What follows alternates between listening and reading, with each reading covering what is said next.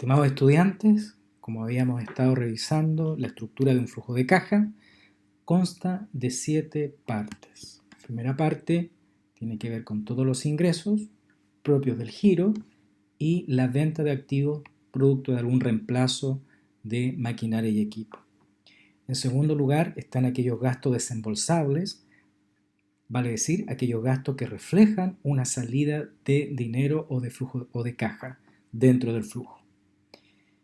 Una tercera parte vendrían siendo todos aquellos gastos no desembolsables, vale decir que no significan una salida efectiva de dinero, pero para fines del cálculo del impuesto son relevantes. Nos referimos a la depreciación y al valor libre.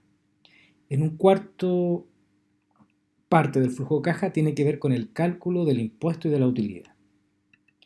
Luego tenemos que hacer el ajuste por aquellos gastos no desembolsables, lo que se había restado en términos de depreciación maquinaria y depreciación de valor libre, por ejemplo, ahora los tendríamos que sumar para hacer el ajuste.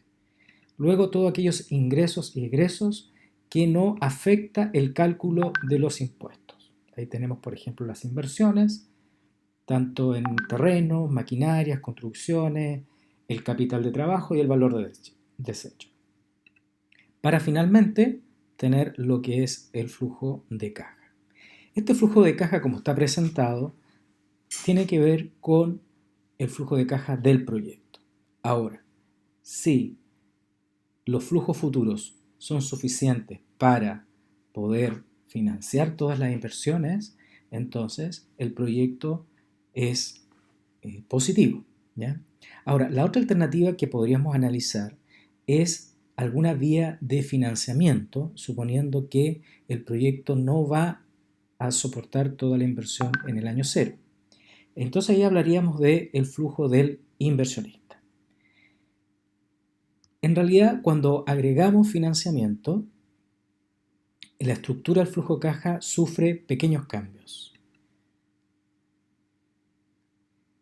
Tendríamos que agregar a lo que ya está hecho 3 filas. Una fila que está dentro de los gastos desembolsables, o sea, del número 2, que le vamos a llamar gasto financiero. Estos gastos financieros provienen de los intereses que se pagan producto de la actividad de financiamiento. Luego tenemos una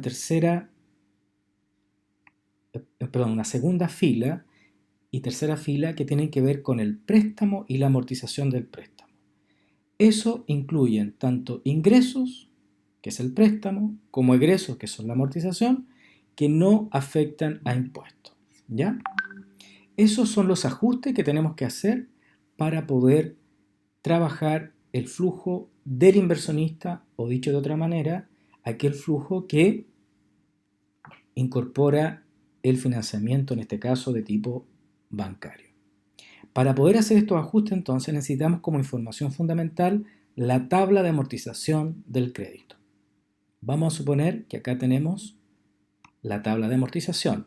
Una tabla de amortización tiene la cuota, tiene los intereses que forman parte de esa cuota y la amortización o reducción del crédito en función de esa cuota. Y comenzamos acá, obviamente, con el monto del crédito. Yo puedo determinar acá entonces que el crédito que se va a pedir para este caso es de 228.000. Los gastos financieros o intereses están pintados de azul y corresponderían a 8 pagos, lo mismo que las amortizaciones.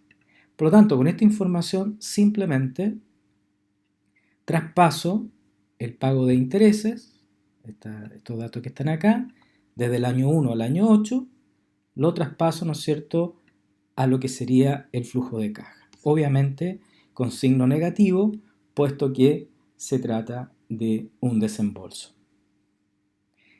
Luego, en amarillo, tenemos el préstamo, que en este caso es 228.000.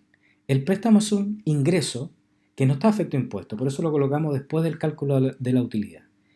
Y el préstamo se coloca en el año 0 o en el momento que se pide el préstamo, ¿no es cierto? En este caso, antes de iniciar las operaciones. Como pueden ver ahí, está en positivo. Y luego ponemos el egreso que no está afecto de impuesto, o el gasto que no está afecto de impuesto, que tiene que ver con la amortización del crédito. La amortización del crédito lo tenemos acá, ¿no es cierto?, en verde, que tendríamos que traspasarlo del periodo 1 al periodo 8 en signo negativo. El resto de los datos deberían permanecer exactamente igual. Por lo tanto, para resumir, el flujo del inversionista es el flujo del proyecto más 3 filas, que son los gastos financieros, el préstamo y la amortización del crédito, ¿ya?